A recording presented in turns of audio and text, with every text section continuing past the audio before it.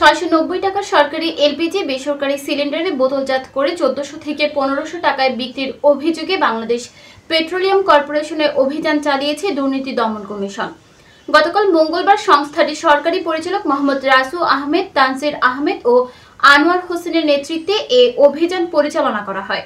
সংস্থাটির জনসংযোগ কর্মকর্তা মোহাম্মদ আক্তারুল ইসলাম এ তথ্য জানিয়েছেন। তিনি বলেন, বিপিসির সাবসিডিয়ারি প্রতিষ্ঠান এলপি গ্যাস লিমিটেড প্রতি বছর প্রায় 13 থেকে 14,000 মেট্রিক টন এলপিজি প্রায় 14 লাখ সিলিন্ডারে বোতলজাত করে 4টি প্রতিষ্ঠান যথা পদ্মা, যমুনা, মেঘনা ও এশিয়াটিকের মাধ্যমে বাজারজাত করা হয়, যেখানে প্রতিটি 12.5 কেজি এলপিজি সিলিন্ডারের খুচরা মূল্য 690 টাকা। তিনি আরও বলেন, এসব সিলিন্ডার নিবন্ধিত ডিলারদের মাধ্যমে বাজারে বিক্রির জন্য দেওয়া হয়, যারা সরকারি 690 টাকার এলপিজি সিলিন্ডার থেকে বেসরকারি সিলিন্ডারে বোতলজাত করে প্রতি সিলিন্ডার 1400 থেকে 1500 টাকা দরে বিক্রি করে।